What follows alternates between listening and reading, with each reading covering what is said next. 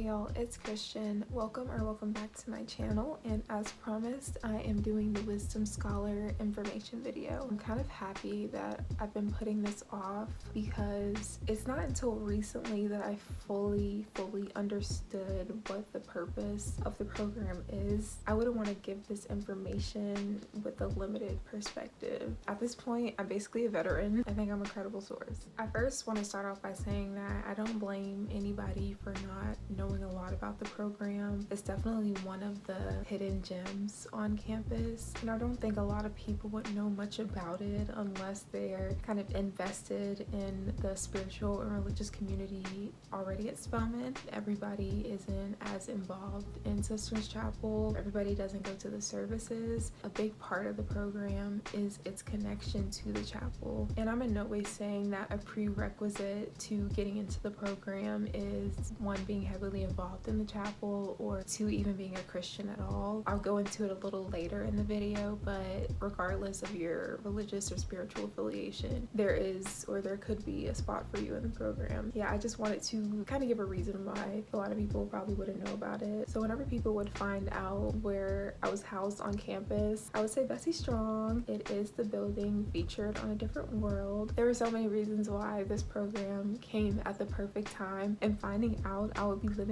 in Gilbert Hall when I'm basically Whitley Gilbert incarnated was just amazing. The question that would immediately follow is like, how did you get in there? And when I would say I'm a wisdom scholar, they'd be like, well, what's that? What do you do? One of the first things that's probably good to know about the program is what the acronym WISDOM stands for. It stands for Women in Spiritual Discernment of Ministry. I feel like I've been typing that out so much now because I've been putting it in all my applications, like, yeah, just so I give the most accurate information. I have the description pulled up that's on the Spelman website, and I can also link that. I'm gonna read the purpose. It says, the purpose of the Wisdom Center is to provide a safe space where students can reflect and critically examine what it means for women of African descent to be called by God and live out their faith. And further down it says, the Wisdom Center programs allow students to pursue questions of meaning and purpose in a supportive environment.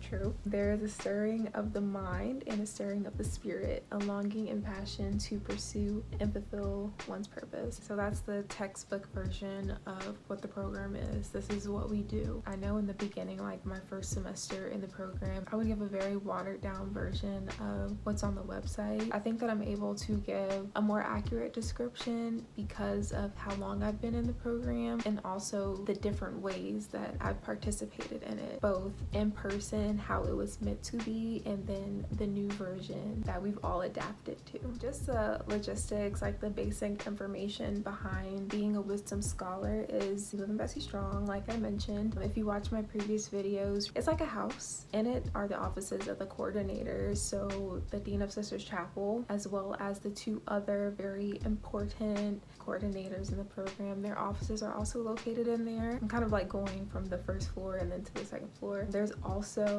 a prayer room. I haven't used it personally, but if you ever wanted like a meditative moment or just a moment to pray in private, you can go in there, and it's actually really nice. And then there's a conference room, and that's where most of our meetings happened. And then when you go upstairs, that's where the dormitories are. 10 people are selected after they've submitted an application and been interviewed. There are 8 singles and 1 double, and then there's 1 bathroom. One thing I will say about that is like it was nothing compared to like living in HH where there were a lot of people. There were only 10 people, but you kind of barely saw each other unless we were having a meeting. So the bathrooms were never crowded or anything. Everything is kind of always available to you. And there's also a kitchen. And Miss Betsy got AC. I think I discussed all of the amenities, which don't make up the entire program at all. I'm just saying that it was a plus. But moving on to the responsibilities of a wisdom scholar, you also double as a chapel assistant. If you've never been to a service at Sisters Chapel, there are people who are involved in the different ministries. There are people who hand out the programs. There are people who collect the offerings. Basically, we have to do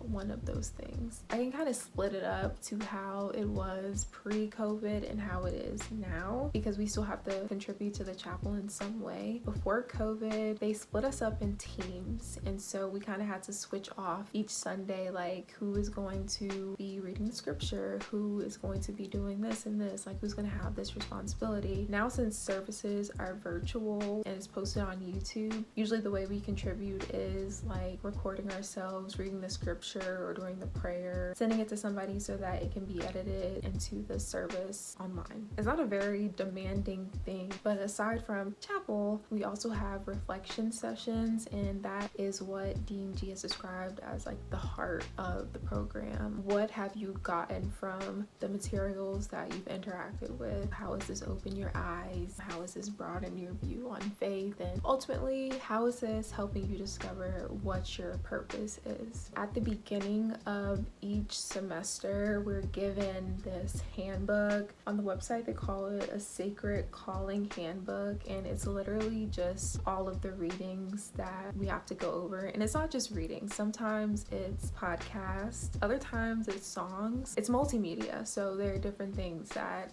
consider around a theme. The main thing that you have to do is what I just said in the beginning. How has this done something for you? Each meeting has 2 co-facilitators. Usually the first meeting is led by the coordinators of the program, just to like set the tone. Afterwards, we're given the creativity and the free range to lead the discussion how we see fit. Pre-COVID and now, you're assigned a person to present with, and you're assigned the date that you're going to present over the course of the semester. And one of my favorite things about that is, you know, when you come into the program, I remember I didn't really know anybody. So when you facilitate these meetings with the other person, it's a really good opportunity to maybe have a conversation that you've never had outside of the meetings. I think one thing to get clear is that even though you're in such a small and intimate program like this one, you shouldn't expect that you'll be best friends with everybody. People still have their own lives. It was nice to connect with somebody on a closer level outside of what was required of us. The meetings happen every 2 weeks. I definitely don't think that the program interfered with my other responsibilities negatively. It's easy to maintain as long as you stay on top of your other things. You do have to dedicate some time to the materials because the reflections are such a big part of your responsibility as a wisdom scholar. At first, the reflections were in the form of a writing, so it was like I think a page, but the program kind of evolved to match whatever creative choice we wanted to make. So I'm a writer. I stuck to writing my reflections. I really like how they opened up how a person could choose to reflect. Each time I go to a meeting, it solidifies the fact that a lot of Black women aren't given the opportunity and the spaces to talk so openly about their experiences, either individually or collectively. I think of it as a time to just release. It's a space where you can be vulnerable. Like, I cried multiple times in a meeting, and you know that it's safe to do so. You know that it's safe to emote. You know that it's safe to give your perspective on things. And I feel like even though that's kind of like expected or boasted about when you're at Spelman, a lot of spaces aren't as safe as you think they are. It's definitely the community aspect for me. Getting into the Wisdom Scholar program kind of saved me my second semester freshman year. That semester had no business being as challenging as it was. I just knew that I felt really lonely. I was realizing how introverted I was. Like, it was a lot, and I wanted a community of people that everybody else seemed to have found already. And once I received the email that I had been selected, I was like, oh my gosh.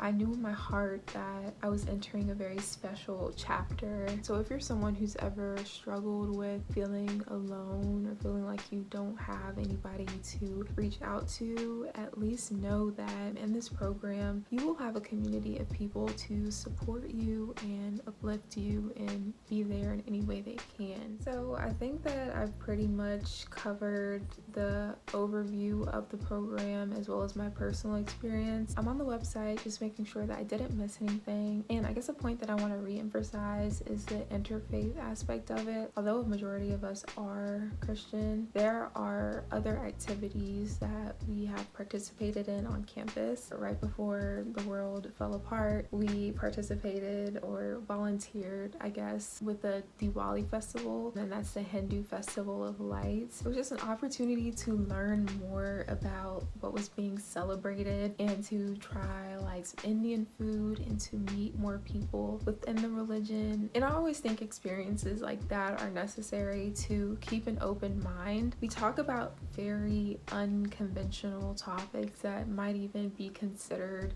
taboo within the church. Don't just think that this is going to be a very surface level experience. And there's also really fun events that are put on by Sister Chapel that we also volunteer our help with. There's Praise Fest. It happens at a very perfect time in the semester. It's just a great way to just let it all out. And the very last thing that I participated in before, again, the world fell apart was the Beyonce Mass. I don't trust myself to give a good description of what that is and what the purpose was, so I can also leave a link to that website so you get more info on it. I wish that I could point y'all to other resources because obviously I'm not the only person who's ever been through the program. I honestly don't even know all the people who have been W.I.S.D.O.M scholars. You should be able to find out more about the program on the website, or if you want to talk directly with one of the coordinators, their information is also on the website. But as always, I hope that y'all enjoyed this video. I hope that I finally answered that question of what do you do?